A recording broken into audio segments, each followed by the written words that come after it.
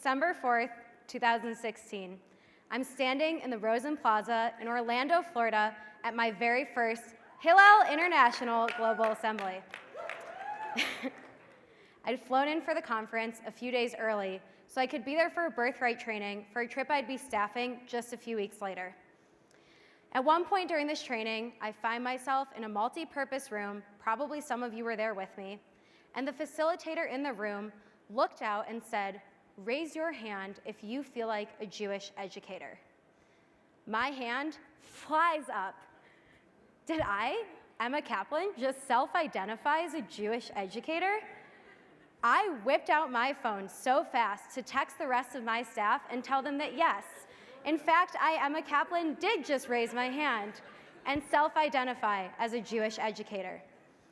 Now, some of you might be wondering, what's the big deal? I mean, who cares? You're a Jewish educator. Nerd. Let me back things up just a little bit and tell you why, for me, this moment was so monumental in my journey. About 6 months prior to that day at HIGA, I had walked onto Penn State's campus for my very first week on the job as the Springboard Fellow Innovation Specialist for Penn State Hillel. Yes, Springboard. In that first week on campus, I went through the regular onboarding process. I learned how to ask students on coffee dates, how to submit for reimbursement. I learned the do's and the do-nots around the office. And at one point during this onboarding, I walked into my building where I found the rest of my staff gathered in a room around a table. And at each spot on the table, there was a piece of paper. The paper had some English, had some Hebrew. It was from a website called Safaria. I think maybe the text was about Judah. It also might have been about Jonah. Honestly, they were kind of all the same person to me at that point. And together, we dove into our very first text study as a staff. We asked each other questions like, what does this text mean in our lives? What does this text mean in the lives of our students? We tried to make sense of this ancient Hebrew text, and as I tried to make my own sense of the text and to answer the questions of my peers and to try and formulate my own questions, and after going through what felt like a grueling hour of torture, and it was probably like 20 minutes, I could not take it anymore. I stormed out of that room, down the hallway, and into my executive director's office, where I proceeded to have a full-on meltdown. I didn't sign up for this. I'm not here to do this Jewish learning. I'm on campus to innovate, to plan engaging programs and meet the students. This traditional text study is not for me, and I'm just not the right person to do it. And after I got it all out and I stood there looking at my feet, trying to figure out how I'd pack my apartment and get out of my lease and move back to Chicago to explain to my friends and my family how after 1 week on the job, I managed to get fired, that's when I heard my executive director say, "It's okay." And I looked up, and he said it again. "It's okay. You're not in this alone.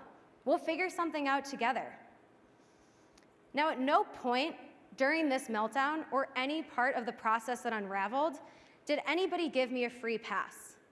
What my executive director didn't say to me in this moment is that, "Oh, Jewish learning is hard for you? Why don't you just forget about it? Work on something else." In fact, the journey that unraveled was quite the opposite. Once I had taken time to calm down and ground myself, I was tasked to go out and reflect on what is it about Jewish learning that was causing such a block for me. This meant I needed to take some serious time out of the office.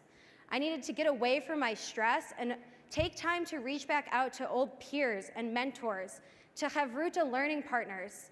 And most importantly, I needed to take some serious time for self-care. I needed to relax and take time to remind myself of the things that made me happy.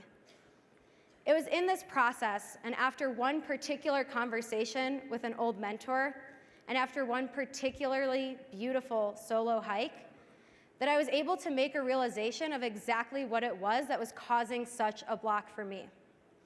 What came up for me was clarifying, it was liberating, and still it was so unbelievably frustrating. What I realized in this process was that traditional Jewish learning was hard for me because traditional learning is hard for me.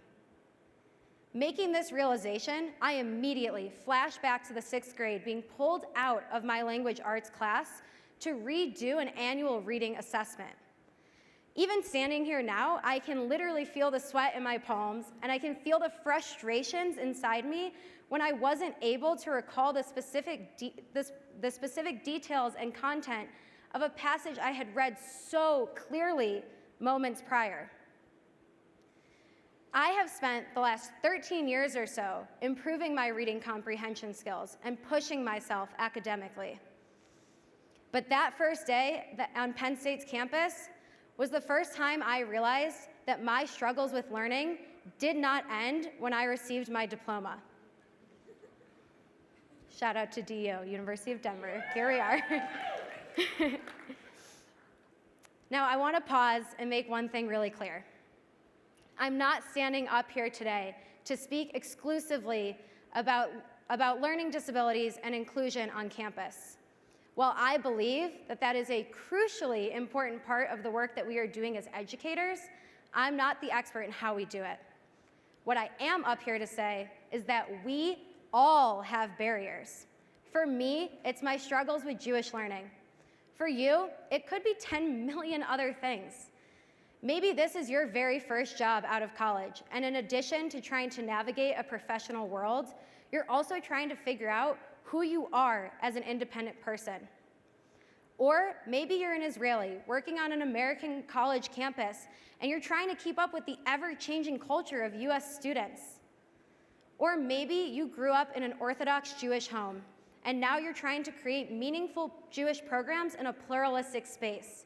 Whatever it is, we all have barriers.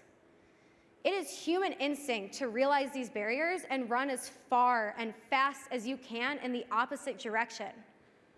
But when you're able to face a barrier, you are able to work to overcome it. And that feeling is so satisfying. It's like reaching that unscratchable itch right in the middle of your back.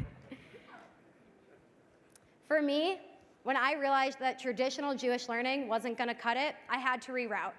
I needed to look at other educational methods. I needed to look at the themes and topics that I was already covering with the students I work with. I looked at topics like engagement and empowerment, leadership and wellness, and I worked my way backwards to infuse meaningful Jewish texts into these concepts. When I brought this same tool back to my students, I found that it was wildly successful.